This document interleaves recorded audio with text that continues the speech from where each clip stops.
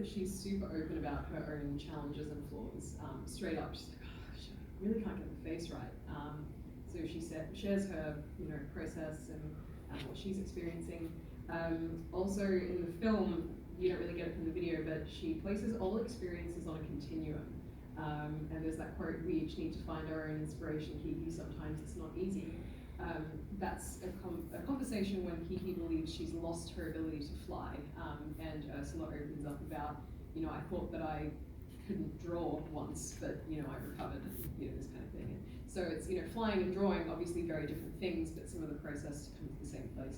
We're realizing that. And there's reciprocal inspiration and influence. I think that's something Robin spoke about, was learning from one another. And I think this is a Japanese animated film. It's really strong in that zeitgeist of reciprocity. The Pokemon theme song people might know is, you teach me and I teach you. It's this really strong theme. All right, so probably thinking this is all really great, Zoe, but what does it mean?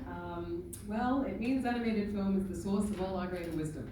No, well, like a little bit. What it means for peer work is, and working with young people, is that if we follow the lead of artists and can be an artist to an apprentice human, that is all of us. We're all apprentice humans, but especially younger people are kind of our apprentices in life.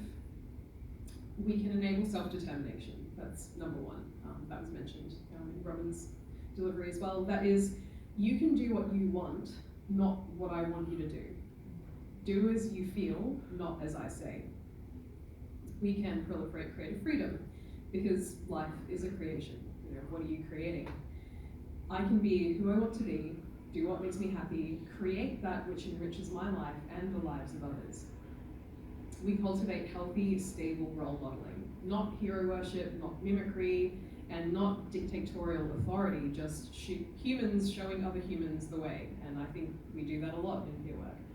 And finally, equality across ages and stages, because we are differently experienced and differently abled, but we are no less valuable or worthy at any stage of life, I personally believe. So this brings me to a final little reframe on person-centered language, which we use a lot in advocacy spaces. To clarify, I don't actually expect anyone to use these out in the field because it's absurd. It's a bit of a thought experiment for the moment. So instead of a child, I think because we usually just go a young person, but there's a range of experiences under that umbrella. A person experiencing childhood. I'm a very tiny person in a very big, scary world I've never known before.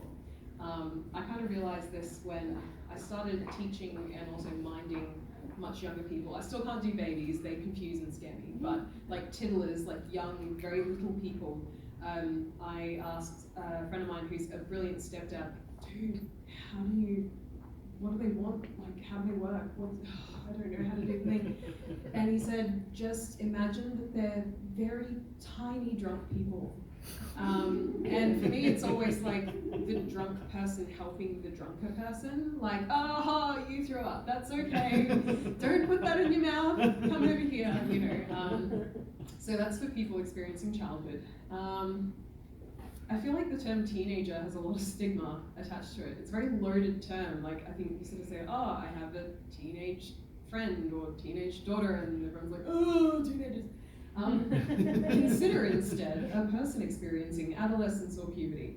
I don't know what it was like for you, but puberty was so hellish for me. I am changing so rapidly that everything is confusing and I don't know what to do.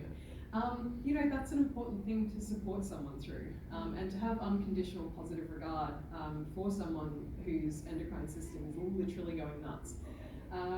Lastly, I love the term adulting has come up because of this.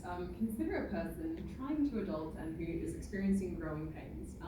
I think this happens through the duration of adulthood. We have quarter-life crises and midlife crises and all the rest of it. I like to boil it down to nothing is like what I thought it was going to be like, and I feel betrayed, alone, and worthless. And look, I think we've all been on this continuum and we all struggle with terrifying uncertainty, rapid change, or disappointment and purposelessness at different stages. I myself am going through a second puberty as part of hormonal therapy, for example. Sometimes as kids we have heavy responsibilities, and being a grown-up is hard work, especially with persistent, complex and ongoing mental health problems. And just remember that somewhere deep inside us, we are every age we've ever been up until this point. Like, I'm still being 7 years old somewhere in my subconscious. And I think that's important to remember. It's not just the inner child, it's literally a state of being. We are complete and whole human beings that have experienced this whole continuum. So we can still relate authentically and intimately as humans, even across the rift of time, ability, and experience. It's not when I was your age or when I'm all grown up, but what was that like? Tell me about you. So to demonstrate this concept and that magical dynamic that we've been talking about, lastly, I want to show you an interaction that, although it was staged for clickbait and is likely heavily edited, I think it's really heartwarming and beautiful to behold. A little warning to keep the tissues handy. It does get a bit emotional and touches on grief and loss, so if you need to step out for this last video, that's totally fine. But it has some really beautiful life lessons in there as well.